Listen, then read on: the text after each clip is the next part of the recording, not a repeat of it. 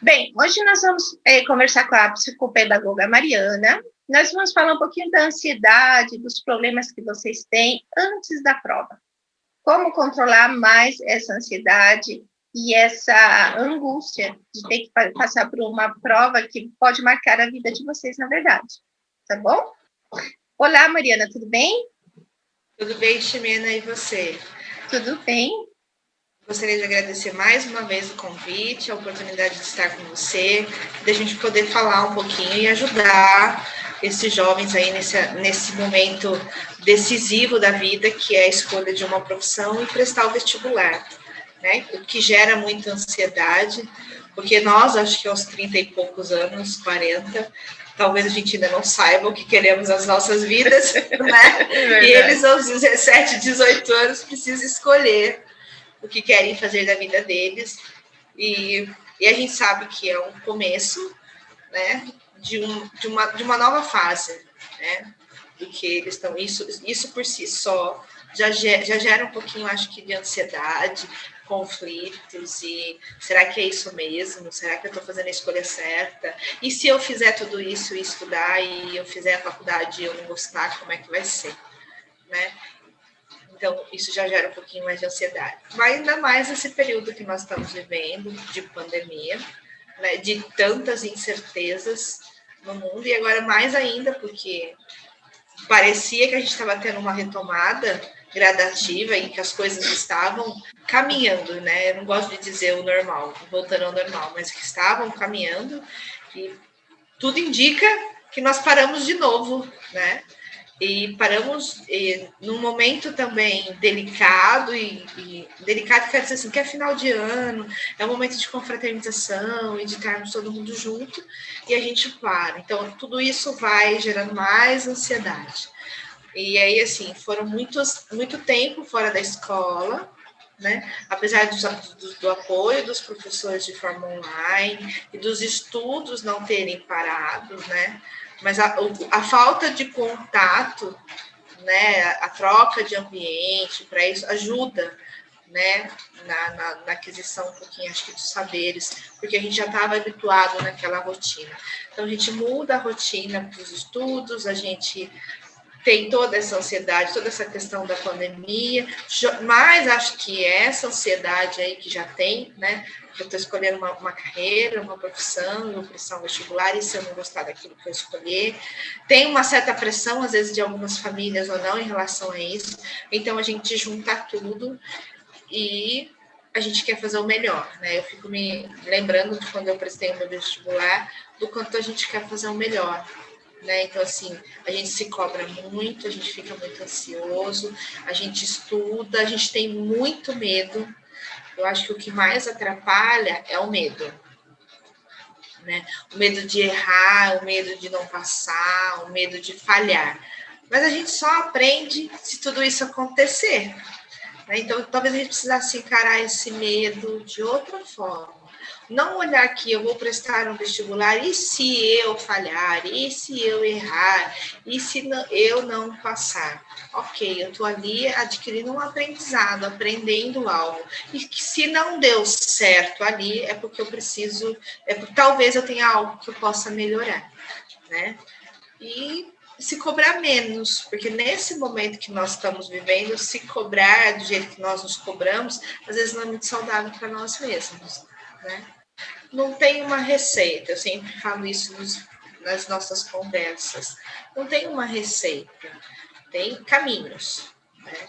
Então, assim, estudar, acho que todos que vão prestar vestibular tiveram uma rotina de estudo nesse período, se dedicaram a isso, leram bastante, escutaram seus professores, alguns até passaram com outros profissionais para se ajustar, receber orientação sobre isso, então já tem algumas coisas que possam fazer.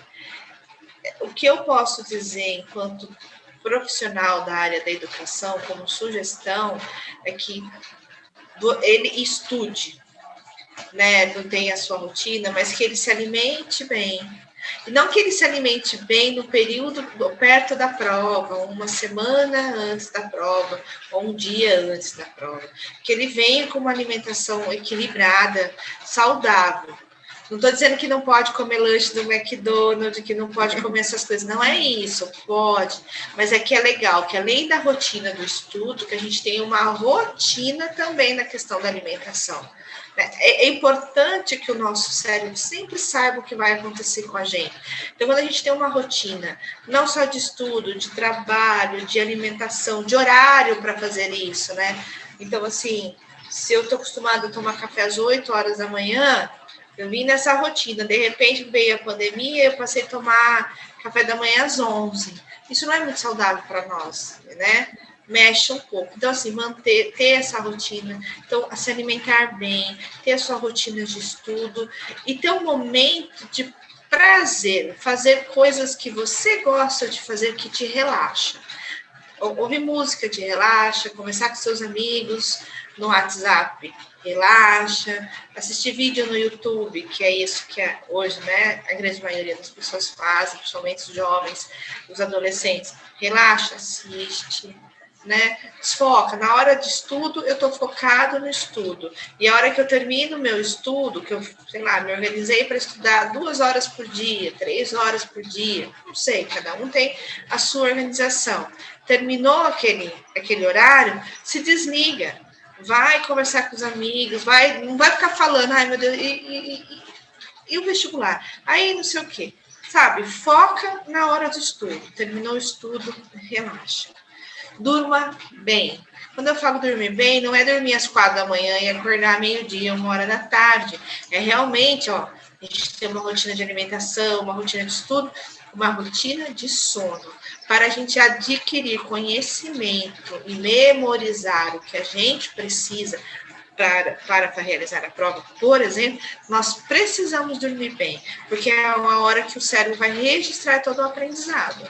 Então, a gente precisa de 8 horas de sono, até um pouquinho mais, dependendo da pessoa. Precisamos de uma noite tranquila. Às vezes, acordou, viu que não dormiu bem. Tá, eu não dormi bem porque eu estava muito ansiosa, o travesseiro não estava legal, porque estava muito calor. Tentar dormir bem. Né? O que eu posso fazer? Eu não sei, de repente tomar um banho. Para alguns o banho desperta, para outros o banho relaxa. Se ele não desperta e ele relaxa, toma um banho para relaxar esse corpo, vai ter uma noite de sono tranquila.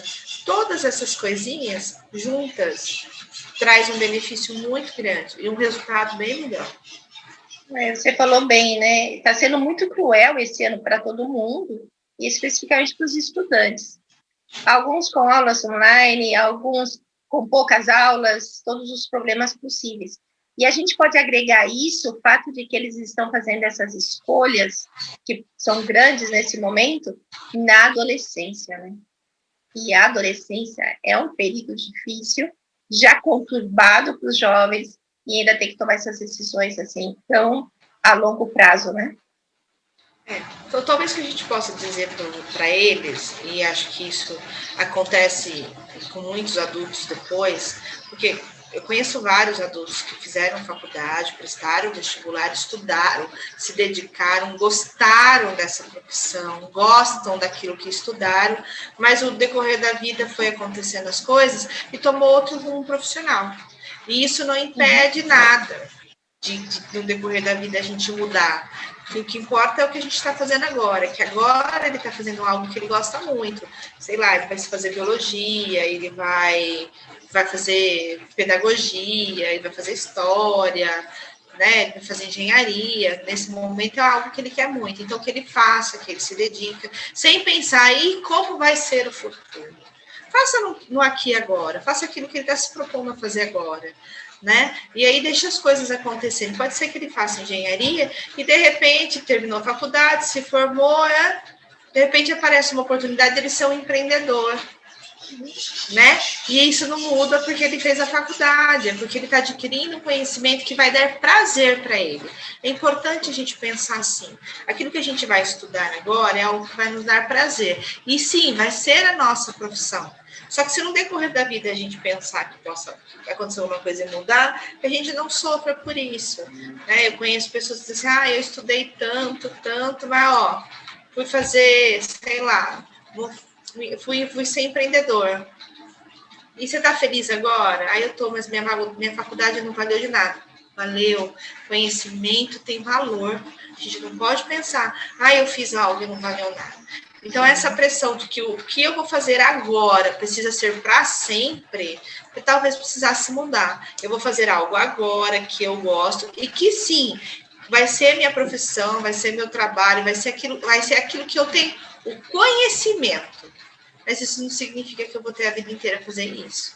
Talvez isso fique um pouco mais leve para a gente tomar as decisões que a gente precisa tomar. É verdade, né? Porque se a gente for avaliar, eu falo que conhecimento é um dos tesouros mais preciosos que você tem na vida e nunca nem ninguém, nada vai poder tirar isso de você, esse conhecimento acumulado. E se a gente for comparar, até a cabeça dos pais tem que mudar um pouquinho, porque a nova geração, essa geração que a gente fala, Z, Y, ela é diferente. Nós vemos que as pessoas, elas não ficam mais a vida inteira na mesma empresa. Os jovens, muito cedo, hoje, eles estão empreendendo. Tem jovens aí de grande sucesso com 17, 18 anos. Então... Eu acho assim... Sim. Pode falar.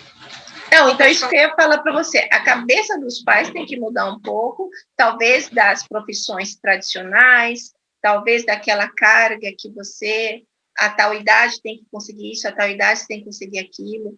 Tudo isso mudou na nova geração, né? A nova geração tem uma certa inconstância com tudo, né? Eles são muito inconstantes com as coisas. Precisa tentar encontrar um equilíbrio aí e decidir as coisas que querem. Mas eu vejo um lado positivo ainda. Eles têm uma coisa que nós, talvez a nossa geração, e até os nossos pais não têm, é a coragem de ousar coisas novas, né? Tudo bem, com uma certa constância, porque na verdade o mundo é constante, né? Eles estão vivendo porque nós vivíamos no mundo com uma certa constância. Uma certa, não é constância, não seria essa palavra, um certo equilíbrio sobre as coisas, né? Então você sabia que se você estudasse tal coisa, você seria isso a vida inteira, por exemplo. Hoje as coisas mudaram, não tem, e assim, a informação, a tecnologia, tudo mudou. E não tem culpados. Tem um mundo que está em transformação e que a gente precisa acompanhar. Né? E o pai precisa saber isso. Só que nós fomos criados de um jeito e queremos que os nossos filhos façam de outro jeito. A gente tem que ensinar uma coisa para os nossos filhos. Quando a gente diz assim, essas crianças não têm limite, essas crianças não têm... eles são muito indecisos, eles não sabem o que querem. O mundo está assim. Não é... a gente, que eles não sabem, né? O mundo tá assim, a gente está oferecendo algo. E a gente está tendo que ensinar algo para eles, educar eles, vamos dizer assim, ensinar e mostrar coisas para eles que nem nós sabemos fazer. Né? Porque nós também não sabemos dessa... Tanto é que quando a gente começa a entrar... Nós, né? Quando começa a mudar muito, a gente começa a ficar irritado. Aí a gente tem síndrome disso, síndrome daquilo, porque tem uma mudança muito grande acontecendo e a gente precisa acompanhar. E não é fácil acompanhar, precisa muito agilidade. Vou usar alguns termos que talvez não sejam esses, tá? Mas um pouquinho de agilidade aí para a gente acertar algumas coisas. Né? Então, o que eu diria para os nossos jovens, para os nossos adolescentes, é que assim, faça agora. Estuda, você está se dedicando, você está estudando. Não veja que eu fiz um vestibular e não passei como um erro. Não, como um aprendizado. Porque a gente, né, não é um aprendizado para a gente aprender. Aquilo que não deu certo não significa que é o fim de algo, continua. Talvez seja o começo de uma situação. Então, continua. Sim, você estudou, você se dedicou, nada foi em vão. Mesmo que você não passe no vestibular, por exemplo, você se dedicou e adquiriu conhecimento. E isso vai ser importante para você. Né? A gente precisa entender que tudo acaba vindo na hora certa na nossa vida, né? No momento certo. Mas eu acho que essa compreensão vem com um pouquinho de maturidade, vem mais para frente. Eu acho que sim, acho que precisa de um pouquinho de maturidade para saber que o que você não conseguiu aqui, talvez não era também o melhor para você, e lá na frente entender que essa outra coisa que apareceu para você, essa outra oportunidade foi melhor que aquela. Nós estamos acostumados, e eu vejo assim, isso muito também na cultura brasileira, ou você é o primeiro, ou você passa, ou se não nada, né? Nas outras culturas, como o japonês, que não tem o que falar, né? Normalmente, se você tirou o último lugar, eles comemoram. Então, eu acho que a gente não tem muito isso aqui. Tem que pensar que ele tentou uma vez, se não der certo, ele vai tentar de novo. É o começo de vida só, né? Isso. Eu acho que a gente começa a carregar muito peso e eles vão ficando angustiados, vai gerando ansiedade, porque eu preciso dar conta disso, né?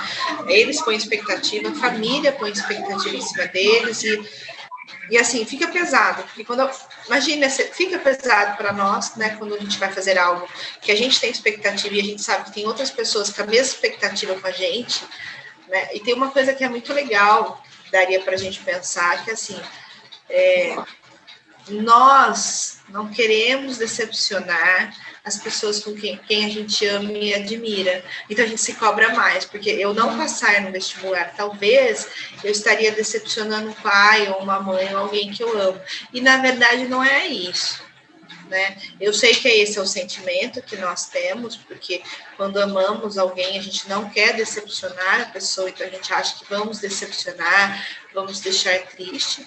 E aí acho que numa situação dessa, cabe o pai mostrar que eu estou aqui e continuo orgulhoso de você, porque ele fez algo talvez que o pai não tenha feito, que foi tentar fazer algo, né? Então eu acho que assim, isso tem que ter valor. Né? É verdade. Acho que tranquilizar. O vestibular está aí. Poderia ser uma outra forma de avaliação, né? A gente sendo avaliado no decorrer da nossa vida escolar, porque a gente tem muitas habilidades importantes que precisariam entrar em questão numa avaliação e que não entram na hora de um vestibular. Então, essas qualidades, né? Acho que os estudantes precisam saber. Eu acredito muito que futuramente a gente faça uma mudança nesse cenário necessária aí para a questão do vestibular, né? Inclusive porque eu acho assim que nos novos empregos que a gente vê no mundo, as habilidades são outras, né? São habilidades pessoais, habilidades que não se aprende na escola, né? Necessariamente. Tem até uma pesquisa, né? Os profissionais são contratados pelos seus currículos acadêmicos e são demitidos por as suas habilidades socioemocionais. Falou tudo. Então, assim, às vezes a gente precisa tomar cuidado com outras questões. A gente está pensando numa avaliação acadêmica, a gente sobrecarrega os nossos adolescentes com isso. Sim, esse conhecimento para prestar o vestibular, esse conhecimento acadêmico é importante, mas ele precisa entender que é importante para a vida deles, não só para prestar o vestibular, porque o estudo, acho que a gente trabalha o conhecimento de forma um pouco errada, né? Porque assim, eu tenho que estudar, eu tenho que ir para a escola, eu tenho que aprender, que saco, que chato, né? O conhecimento é algo importante para ele viver, né? Esse conhecimento vai fazer ele poder escolher a casa dele, construir a família dele, o escritório dele, construir, quer dizer assim, ter a família dele, né? Ter a profissão dele, ter o trabalho dele, ter o carro dele, saber cuidar do carro, saber cuidar da casa dele, das coisas dele, do computador dele. Então, essas informações que a gente não percebe, que a gente aprende na escola, que é conhecimento, é importante e leva para a vida. A gente precisa mostrar isso para os nossos adolescentes, né? Mas eles têm uma prova ali para fazer, eles serão avaliados por esse conhecimento, né? E por isso. Então, assim, uma boa alimentação, uma boa noite de sono, foco na hora que está estudando, terminou o estudo, desconecta. Vai fazer algo que gosta, vai relaxar, porque senão a gente fica... Né, eu tenho mania assim, às vezes você está estudando muito, eu faço muito isso. Então, às vezes você está escrevendo um texto, você ficou o dia inteiro fazendo isso, ou uma certa... Aí, a hora que eu começo a ver, eu já não vejo mais o erro. Se eu não parar, não tirar o foco daquilo que eu estou fazendo, desconectar e voltar em um outro momento com a cabeça mais tranquila, eu não vou conseguir dar conta de fazer isso. É a mesma coisa o estudo. Eu foco naquele momento e me desconecto. O que eu aprendi está lá registrado. O meu cérebro já registrou. E aí eu preciso de uma boa noite de sono para organizar todo o conhecimento que está dentro dele e colocar todos os seus devidos lugares para poder fazer. É verdade, eu falando com a Áurea, também, que é uma professora de cursinho, coordenadora de ETEC, ela falou isso, que nós ganhamos com conhecimento acumulado. E eu sempre falo para meus alunos, confiem no que vocês aprenderam. Porque no momento certo, o cérebro vai pegar essa nova informação, ligar a velha informação naquela gavetinha, vai fazer a conexão e você vai saber responder. Ou vai saber a resposta, por exemplo, no meu caso, em outro idioma. Então, tem que confiar no que a gente estuda, né? Porque o cérebro está só acumulando. Uma hora que você precisar, ele puxa para você, né? E falando na questão do cérebro, né, quanto mais coisas negativas a gente pensar e ficar colocando nele, mais assim ele vai reagir com a gente. Eu gosto muito de dizer que a gente tem que ser mais inteligente do que ele, saber pensar e perguntar as coisas para ele, porque tudo que nós vivemos, tudo que nós aprendemos está registrado ali dentro. A gente pode não lembrar, mas está ali dentro. Então, talvez se eu começar a perguntar para ele como é mesmo que eu faço isso, porque geralmente quando a gente pergunta, quando a gente pensa assim, a gente tem que fazer alguma coisa, e você faz assim, como é mesmo que eu faço isso? É como se rapidamente ele falava, é assim que você faz isso. Ele mesmo te dá a resposta, né? Então, perguntar as coisas de forma correta para ele, né? Como é mesmo que eu faço isso? Eu aprendi isso. Ou, né? Eu digo que eu gosto de conversa de doido. Eu adoro conversa de doido. Nós aprendemos isso, eu e você. Aprendemos isso. Como é mesmo que eu resolvo isso? Exatamente. Talvez você pode não lembrar de tudo, mas ele vai te trazer. Faz aí um teste, pega uma equação, põe na tua frente. Você viu a equação lá atrás. Eu não uso mais a equação. Mas, se eu perguntar para ele, eu e você aprendemos isso. Como é que eu tenho que resolver primeiro? Entre parentes, chaves, colchete, ele começa a me trazer as informações. Né? Então, talvez fosse uma forma da gente aprender a conversar com a gente. Eu tenho medo. Não. Nós estamos aqui e aqui nós vamos fazer a prova. A única coisa que pode dar errado aqui é eu não passar, mas é um aprendizado. E se eu não passar nesse, eu vou estudar para passar no próximo. Não tem nada de errado. Exatamente. A diferença de ser muito positivo, né?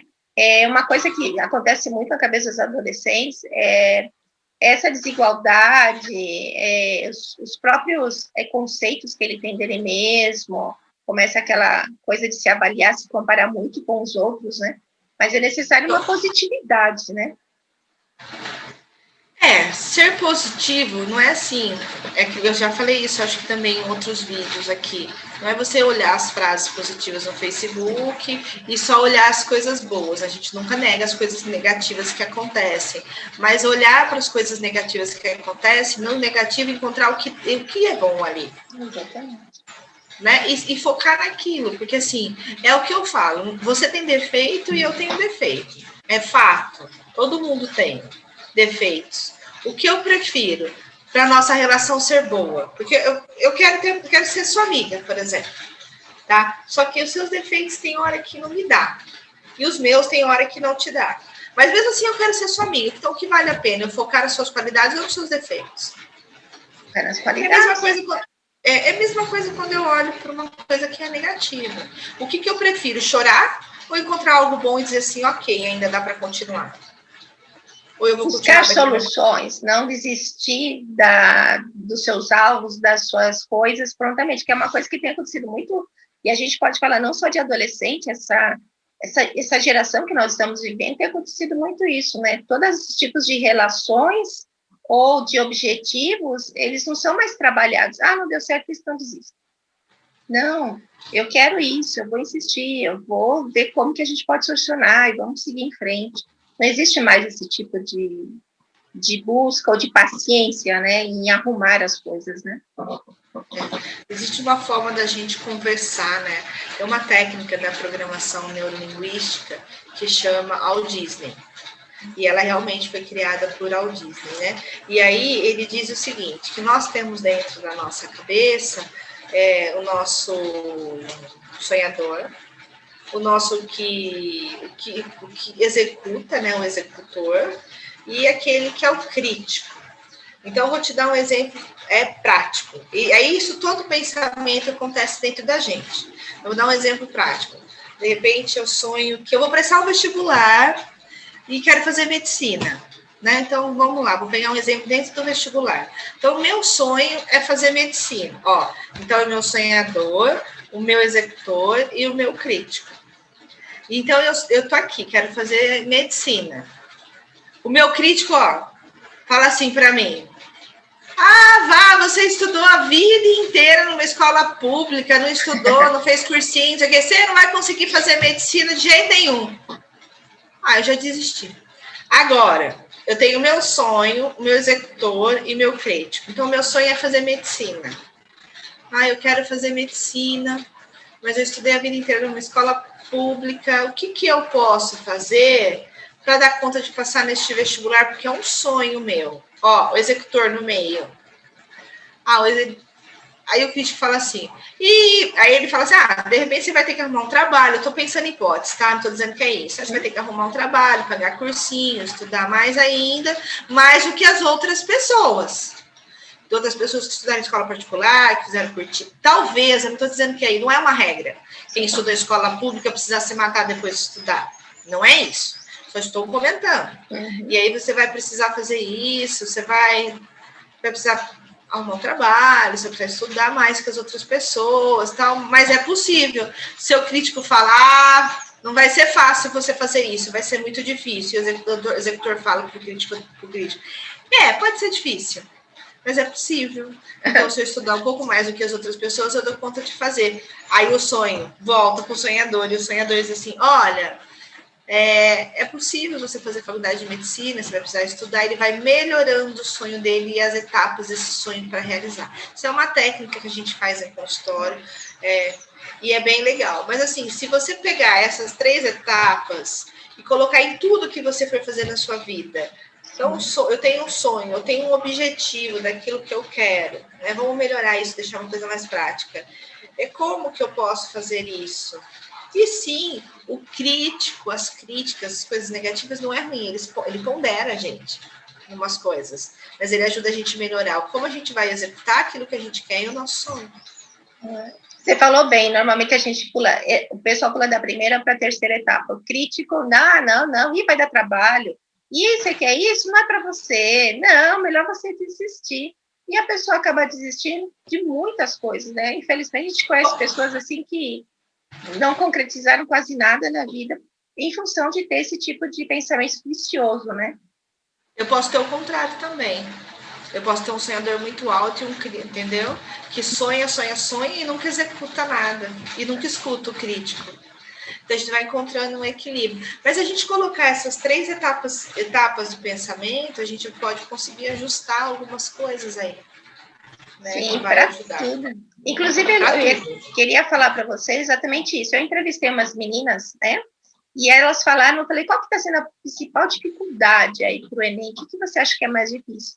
E o que elas falaram foi justamente, elas se sentem na desigualdade com os alunos que tiveram a oportunidade de fazer uma escola paga, não pararam as aulas, continuaram a ter certa qualidade e estão mais preparados. A gente tem vários pontos para pensar aí, né, Ximena? Nós não podemos dizer que a educação pública no nosso país é uma maravilha, né? Mas a gente pode dizer que o profissional que está nessa educação pública, ele está na escola privada. Isso sim. A formação que um tem, o outro acaba tendo. Tudo bem que a escola privada, por pagar melhor, os professores acabam tendo mais qualidade. E também não é também que paga bem melhor. Né? Eu acho que a gente tem um péssimo hábito. Eu vou usar isso de hábito, tá? Ou de crença. É muito mais fácil a gente reclamar das coisas.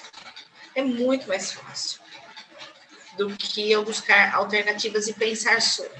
Eu tenho uma crença de que a escola particular é muito melhor do que a escola pública. Isso é uma crença que a gente tem.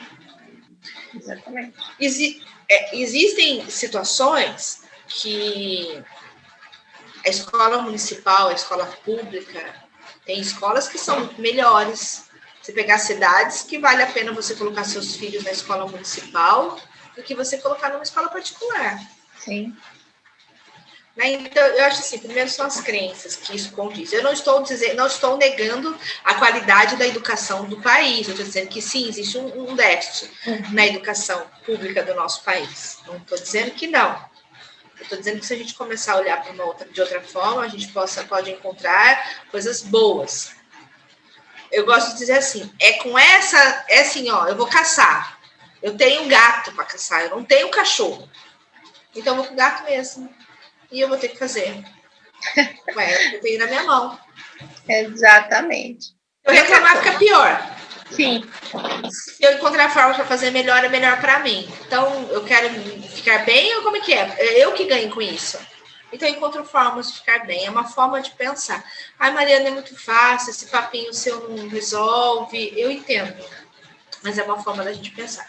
Então, a gente tem uma crença de que a escola pública não é boa. Sim. Eu, quando eu estudei, aqui onde eu moro, em Americana, quando eu estudei, era assim que os pais faziam. Isso lá atrás. Agora as coisas mudaram, talvez um pouco. Mas assim, se colocava, as crianças iam para a escola de primeira a quarta série na escola pública, estadual, municipal, a gente ia. Quando chegava na quinta série, o pai achava que agora o meu filho tem que ir para uma escola boa porque ele tem que prestar o vestibular. Aí colocava a criança na escola particular. Hoje, enquanto profissional, eu falo que gastar dinheiro, porque a gente faz uma base boa. Educação infantil Você quer gastar dinheiro aonde? Qual fase da educação você gasta dinheiro? Gasta na infantil primeiro. Depois você vai pensar no resto. Uma base bem feita, estruturada. As etapas de processo, né, de ensino-aprendizagem bem feitas, lá na frente, o que você vai adquirindo de conhecimento é consequência. Olha só. É mesmo. Né? Educação infantil, ensino fundamental 1. Ele quer gastar dinheiro, gasta dinheiro nessa fase. Depois é uma consequência. Não que as outras escolas não seriam boas. Não é isso, eu não estou dizendo isso, gente. A escola particular é excelente. A gente tem um déficit na educação nacional, nós sabemos. Só que é a maneira como a gente olha para as coisas. Assim, pelo menos que eu penso. A gente pode muito. Quando a gente vê na televisão, fulano estudou a vida inteira em escola pública, não sei o quê, foi lá e prestou vestibular. Ué, ele usou as ferramentas que ele tem em mão para poder fazer aquilo que ele queria. Então, você tem. É aquilo que eu falei, ele vai caçar, tem um cachorro, tem um gato. Ele tem um gato. Eu fui com o gato, eu tenho que me virar com o gato. É uma coisa que eu sempre falo, é que você pode ter a melhor escola do mundo. Mas e se o aluno não se esforça? Se ele passa sempre ali raspando, tudo ele passa raspando. Ele usufruiu aquela escola? Ele não usufruiu, e talvez ele caia no mesmo nível que uma pessoa que teve escola pública. E eu fiz aquele projeto, né, das aulas online. Teve escolas como a Municipal de Alumínio, é muito bom, até cesta básica eles fizeram, eles tinham WhatsApp direto com os professores. Então, teve era uma escola tão boa quanto umas particulares que eu escutei. Então, também vai do próprio aluno, como que ele desfruta de todo esse conhecimento, de toda essa facilidade que ele tem, né? Talvez a gente deveria pensar, e acho que isso vai mudar gradativamente, porque assim, aí a gente entra numa questão de autoconhecimento, de autorresponsabilidade, e que isso talvez só venha acontecer na fase adulta, mas que a gente poderia começar a ensinar as nossas crianças sobre isso, até para que a gente possa ter um mundo diferente, porque a gente fala muito em empatia, a gente fala muito, mas a gente esquece muito de falar da palavra autorresponsabilidade. E aí a gente transfere a responsabilidade do que não dá certo para o nosso, para os outros ou para algo.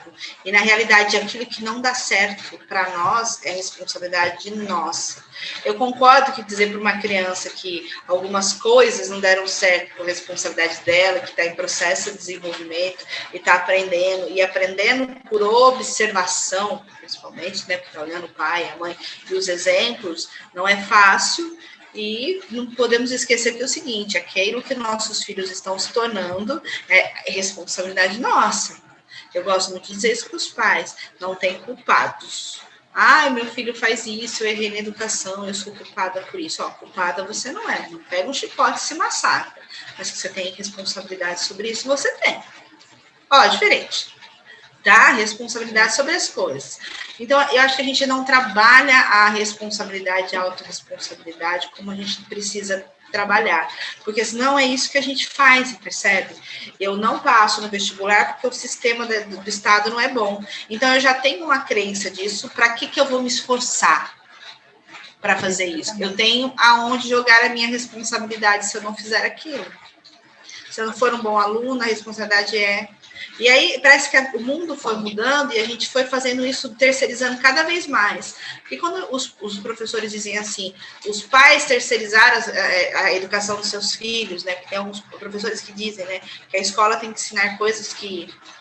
Né? Então, o mundo foi mudando e foi deixando. E as responsabilidades não é a responsabilidade da educação, a gente está falando de algo muito mais complexo.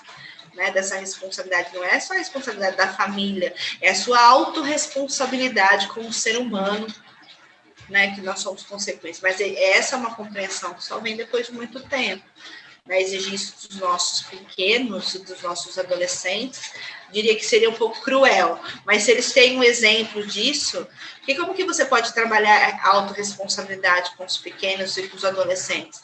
Mostrando as consequências dos atos deles. Então, por exemplo, assim, fulano não fez tal coisa, eu coloquei de castigo. Que consequência é essa? É o castigo? Mas o que uma coisa tem a ver com a outra? Ele tem que entender que a atitude dele teve uma consequência que prejudicou ele mesmo. Sim.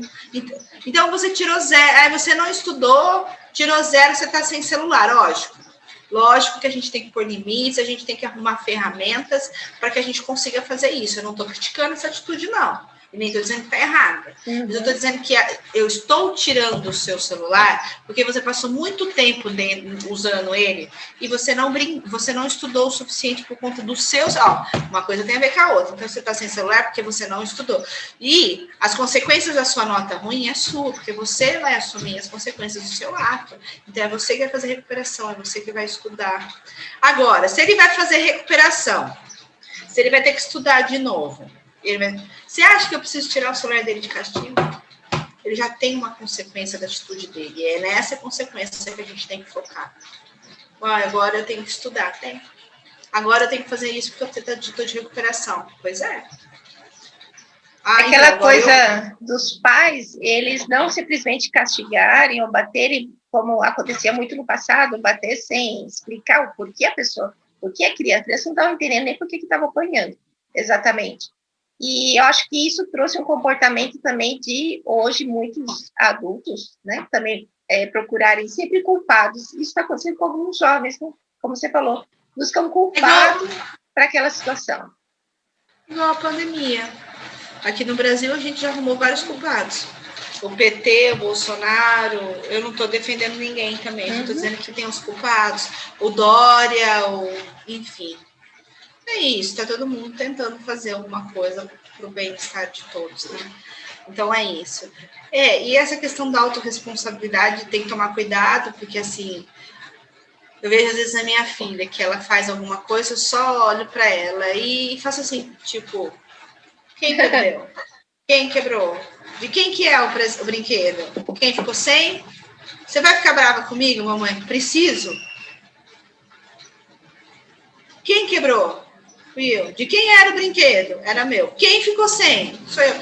Mas fulano pode arrumar para mim. Não pode, agora você vai ficar sem.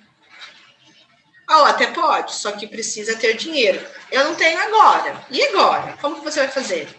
Eu vou ter que pegar o meu dinheiro. Tá vendo? Você ia ter que usar o seu dinheiro para comprar outra coisa, mas você vai arrumar uma coisa que você quebrou sem necessidade. Porque precisava ter tomado cuidado, não foi? Entendeu? E a gente vai trabalhando consequências, e aí sim, a autorresponsabilidade. Exatamente. Porque hoje o que você mais vê nos jovens, eles têm dificuldade para aceitar aquilo que não acontece da maneira que eles querem. E pode ser justamente porque eles não são autorresponsáveis. Se eu não fizer isso, eu não vou conseguir aquilo. Se eu tive uma dificuldade, o que eu posso fazer para passar essa dificuldade e conseguir aquilo que eu quero? Não desistir também tão rapidamente, né? E assim, também a gente não pode, assim, vamos só deixar uma coisa clara para não ficar distorcida, né? Então, assim, ele estudou, se deu o máximo, ele foi lá, fez o vestibular e de repente não deu. Ele é responsável por isso, por não ter dado? Vamos analisar. Quantas vagas tinha? Quantos alunos quantos estudantes para essa vaga? Quantos a mais tiraram nota, entendeu? Não é que ele não deu certo, porque ele não soube fazer as coisas certas. É que teve gente que conseguiu um resultado um pouco melhor que o dele, mas isso não significa que ele não fez e que ele não saiba fazer, não é isso. Por isso que a gente precisa saber ponderar. Por isso que a gente, quando vai falar dos nossos filhos, elogiar alguém, a gente elogia a ação da pessoa, aquilo que ela está fazendo, né? Não generaliza ela como um todo, né? Então, tipo, você não faz nada direito, derruba o copo na mesa e a gente faz isso, fala isso. Você não faz nada direito, quer quebrar o copo. Nossa, nesse momento você derrubou o copo de novo. Ó, nesse momento você derrubou o copo de novo. É naquela situação. Nesse momento você fez isso. Nossa, nesse momento essa sua atitude foi esse, entendeu? Olha só. E você falou bem dos pais. Qual você acha, na verdade, deveria ser a atitude ou a postura dos pais sobre a prova do Enem, assim, mais especificamente? Como que eles deveriam estar ajudando o filho nesse momento? A mãe, a família pode ajudar na alimentação, nos horários de dormir, quando vê que está chegando perto, aliviar. Porque, assim, às vezes a gente diz assim, quem vai prestar vestibular é você vai lá e você vira, estuda. Aí eu vou sair, problema seu, você que tem que estudar, fica aí estudando. Às vezes a família tem que abrir mão também um pouquinho de algumas coisas, né? Hoje eu não vou numa festa, talvez, porque ele tem que estudar e nós estamos juntos fazendo isso. Então, estou aqui em parceria, também não vou sair hoje não, porque eu estou junto com você. Porque é diferente você dizer assim, eu faço, eu estou aqui com você fala, hoje eu vou sair, hoje eu não... Tô junto, você tem que dormir cedo, nós vamos dormir cedo. Você tem que... É igual quando uma criança tem uma criança diabética na família. A mãe muda a alimentação da criança para cuidar. E a família tem que acabar mudando também, porque é gradativo. É a mesma coisa do estudo. Você diz, então, acompanhar mais ali, tá junto, ver eles estudando. Tá junto não é só estar do lado, né? Tá junto é fazer as coisas juntos. Tá, hoje a gente vai dormir cedo, vamos lá, eu vou dormir também. Hoje. Então, amanhã você tem que acordar cedo, porque você tem aula, tá?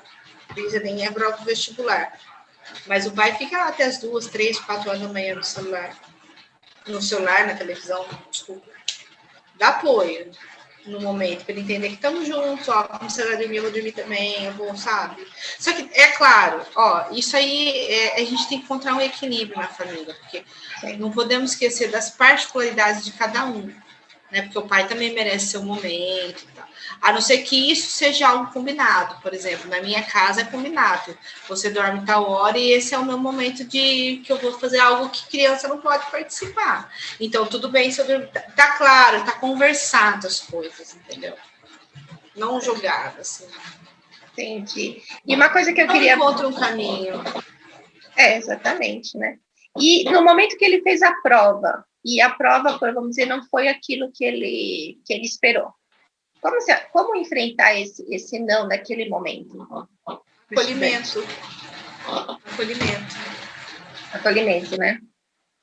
Não tem outro caminho, né? Eu tô com você, eu tô do seu lado, acolher aquilo que ele tá sentindo, não desmotivar, né?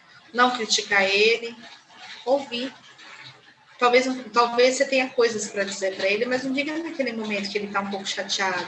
Deixa passar um tempo, deixa ele se fortalecer do baque. Depois você diz, você podia ter estudado mais então, você podia... Né? Eu não passei porque fiz isso. Aí ele fala, se eu tivesse estudado mais, a mãe fala, tá vendo? Falei para você não fazer isso. Não fala, é aquela coisa, ó. Quando você fala para a pessoa, não faça isso. Ela fez. Você não vai deixar de acolher ela, porque você ama ela. E aquela coisa, a hora que você está morrendo afogado, vai adiantar alguém ficar falando alguma coisa para você? Não, você vai ter que te ajudar. Acolher, tirar você da piscina, tirar você do mar, ajudar você, salvar você. Então a gente salva primeiro. E depois depois passa um tempo tão baixo, depois a pessoa, até com mais calma, você consegue colocar para ela e ela consegue até te ouvir o que você tem a dizer. Até porque tem as emoções do momento, né, que talvez não podem ajudar. Mas eu acredito que muitos pais nessa situação dificilmente vai criticar seus filhos que viu o esforço, porque o simples fato do filho, eu pelo menos eu penso dessa forma, e isso tem muito valor. Se inscrever para prestar um vestibular, ele merece muito reconhecimento. Claro. Né? Porque ele está indo de frente para ser avaliado.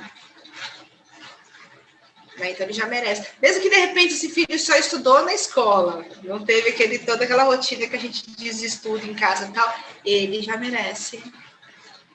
Ele merece reconhecimento. Ou o filho que só estudou em escola estadual, levou a vida como a crença nossa diz, né? Leva a vida de qualquer jeito, não estudou em escola boa tal. Se ele se inscreveu no vestibular, ele merece reconhecimento. Porque ele é corajoso, ele foi lá, ele está sendo avaliado. Quem é que gosta de ser avaliado? Nossa. Né? Então ele merece.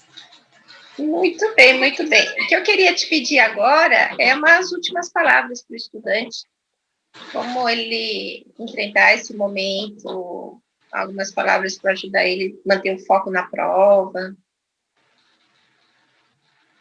Pergunte sempre para você na hora da prova, como é mesmo que eu faço isso? Né? E fica um pouquinho em silêncio para ver, porque ele vai te dar resposta. Tudo que você pergunta para si mesmo, você encontra uma resposta.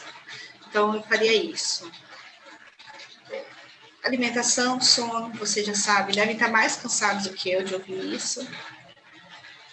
E acredite em você. Assim, não se culpe se não der certo no primeiro momento. No momento certo, estude, se dedique, acompanhe. Né? Não tem uma receita, tem que estudar.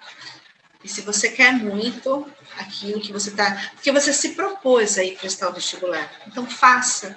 Não é por ninguém, é por você. Não é pelo seu pai, pela sua mãe, a não ser que você esteja indo prestar vestibular por esses motivos.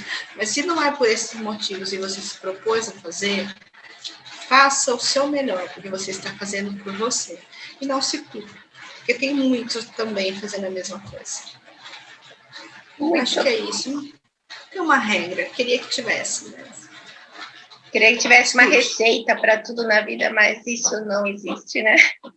Não veja isso como algo pesado, porque quando a gente vê o estudo como um fardo, aí ele não é bom, mas veja isso como algo, como conhecimento que você está adquirindo para melhorar você enquanto ser humano. Isso mesmo. Muito obrigada, queria te agradecer muito por você estar participando novamente aqui, dando essas dicas preciosas para os estudantes e para os pais também, né? Para como é uma questão de família nesse momento, né? Então, ela tem que ser trabalhada como família também, né? Quero te agradecer enormemente a sua participação. Tá bem, obrigada. Eu que agradeço mais uma vez. Até mais. Beijão. Beijo, até mais. Pronto.